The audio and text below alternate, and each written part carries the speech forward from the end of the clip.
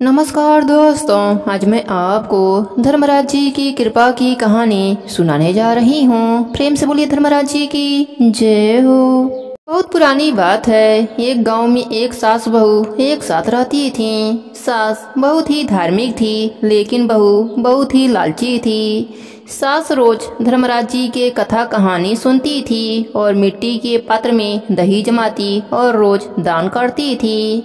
पर होता यह कि वह बुढ़िया दही को छूकर रख देती और अपने बहू से कहती, मैं खेत जा रही हूँ, बाबा आएंगे तो दही को दे देना। पर बहू पूरा दही खा लेती और खाली पात्र बाबा को दे देती। यही सिलसिला कई वर्षों तक चलता रहा। एक दिन उसका बेटा रोहन बोला, माँ तुम रोज इतना दान देती हो, क्या तुमको मिलेगा? बुढ़िया बोली, हाँ माँ, धर्मराज जी मेरा दान दिया हुआ सारी चीज वैसे ही रखे होंगे। बुढ़िया का बेटा बोला, ठीक है माँ, मैं खुद धर्मराज जी के पास जाकर देखकर आता हूँ। ऐसा करो माँ, एक झोली में गुड़ और चूड़ा रख दो, रास्ते में खाने के काम आएंगे। बुढ़िया चूड़ा और गुड़ झोली में बांध दिया। उसका बेटा चल दिया। चलते चलते रास्ते में उसे थकान हुई। उसने सोचा बैठकर आराम कर लेता हूँ। उसने इधर उधर नजर घुमाई तो उसे एक आम का पेड़ दिखाई दिया। उसने वहीं जाकर आराम करने लगा। उस पेड़ ने कहा, भाई तुम बहुत थके थके लग रहे हो, कहाँ जा रहे हो? रोहन बोला, मेरी माँ बहुत दान धर्म करती है, उसी को देखने के लिए धर्मराज जी के पास जा रहा हूँ कि वहाँ पर सब रखा है या नहीं। आम का पेड़ बोला, भाई मेरी भी एक संदेशा लेते जाओ। रोहन बोला, बताओ क्या परेशानी है तुम्हें? आम का पेड़ बोला, इस वृक्ष के फल तो बहुत लगते हैं, पर पकने पर उसमें कीड़े आ जाते हैं, वह किसी के काम नहीं आते। मैं इस बात से बहुत परेशान रहता हूँ। रोहन बोला, ठीक है, मैं पूछ लूँगा। रोहन थोड़ी देर के बाद चल दिया। चलते चलते एक नदी पड़ी।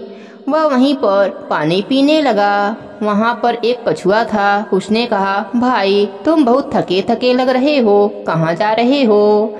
रोहन ने सारी बात बताई। कछुआ ने कहा, भाई मेरी भी एक परेशानी है, उसका भी हल धर्मराज जी से पूछ लोगे? रोहन बोला, बोलो क्या परेशानी है तुम्हें?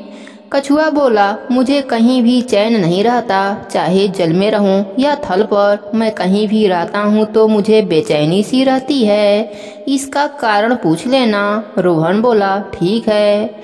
रोहन फिर से चल दिया। चलते चलते एक राज्य आया। वहाँ पर एक पोखरे में पानी आने के लिए तरह तरह के उपाय किए जा रहे थे।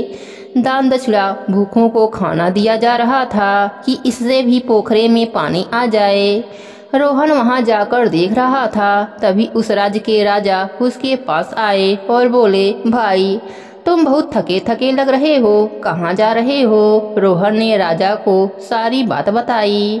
राजा बोला, मेरी भी एक परेशानी है, उसका भी हल पूछ लेना। रोहन बोला, ठीक है, बताइए राजन, आपकी क्या परेशानी है? राजा बोला, 5 सालों से मैं इस पोखरे में पानी डाल रहा हूँ, पर यह पोखरा भरता ही नहीं, सूख जाता है। इसी का कारण तुम धर्मराज जी से पूछ लेना। रोहन बोला, ठीक है, और वह वहाँ से चल दिया। चलते चलते धर्मराज जी के लोग पहुँच गया।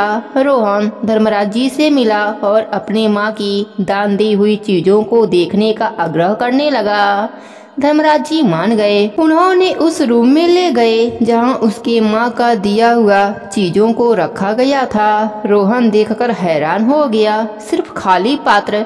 मेरी माँ तो दही सहित दान देती है। धर्मराज जी ने कहा, तुम्हारी माँ तो दान देती है, पर तुम्हारी बीबी उसको खा लेती है और खाली पात्र ब्राह्मण को दान दे देती है, वही यहाँ पर रखा गया है। रोहन आम के वृक्ष का, कछुए का और राजा के पोखरे की बात बताई और उपाय पूछा। धर्मराज जी सारी बातें बता दिए। रोहन वहाँ से प्रणाम करके चल दिया। चलते चलते उसी आम के वृक्ष के नीचे आया। आम का वृक्ष रोहन को देखकर बहुत खुश हुआ और बोला, क्या हुआ भाई, धर्मराज जी ने क्या बताया? रोहन बोला, बहुत पहले तुम्हारे पेड़ के नीचे किसी ने सोने की असरफियां घड़े में करके गाड़ दिया है। उसी के तेज से इस पेड़ के फलों में कीड़े लग जाते हैं। अगर तुम इस सोने के घड़ों को निकाल दोगे तो सब ठीक हो जाएगा। पेड़ ने कहा, मैं कहाँ किसी को खोजने के लिए जाऊंगा, तुम ही इस सोने के घड़ों को ले लो। फिर पेड़ ने पलटा और रोहन ने सारी सोने की असरफियां निकाल ली। फिर चलते चलते नदी के पास पहुंचा जहां पर कछुआ मिला था।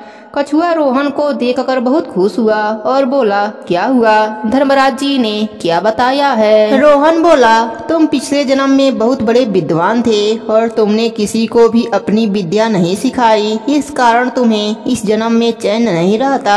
अगर तुम किसी को भी अपनी विद्या सिखा दोगे तो तुम्हारी बेचैनी ठीक हो जाएगी। कछुए ने कहा, मैं कहाँ से किसी को खोजने के लिए जाऊंगा, तुम्ही को अपनी सारी विद्या सिखा देता हूँ। फिर कछुए ने रोहन को सारी विद्या सिखा दी। रोहन वहाँ से चल दिया। चलते चलते उसी राज्य में पहुँचा जहाँ पोखरे में पानी भरा जा रहा था। राजा रोहन को देखकर बहुत खुश हुआ और बोला, क्या हुआ, भगवान ने कौन सा उपाय बताया है मुझे? रोहन ने कहा, आपकी एक कन्या है जिसकी उम्र शादी के काबिल हो गई है। अगर आप राजकुमारी की शादी कर दोगे तो आपकी सारी परेशानी दूर हो जाएगी। राजा ने कहा, मैं इस टाइम कहाँ किसी को खोजने के लिए जाऊंगा, तुम ही मेरी राजकुमारी से शादी कर लो। रोहन मान गया। फिर राजकुमारी से शादी हो गई। रोहन अपने गांव के लिए रवाना हो गया। अपने साथ धन, ज्ञान और राजकुमारी को लेकर घर आते ही अपने पत्नी को मारने लगा और बोला, तुम्हें किस चीज की कमी थी? तुम मेरे माँ की द्वारा दी गई वस्तुओं को बाबा को न देकर खुद खा लेती थी। तुम बहुत ही लालची हो। उसको अपने घर से निकाल दिया। धर्मराज जी की कृपा से रोहन के घर में अन्य धन, ज्ञान और खुशियों का भंडार भर गया और वह सब आनंद पूर्वक रहने लगे। अब वह बुढ़िया हर महीने के संक्रांति पर धर्मराज जी के नाम पर खूब दान पुण्य करती, धर्मराज जी के कथा कहानी का नियम निभाती थी। धर्मराज जी की कृपा से बुढ़िया को इहलोक में सुखों की प्राप्ति हुई और मरने के बाद स्वर्गलोक का सुख मिला।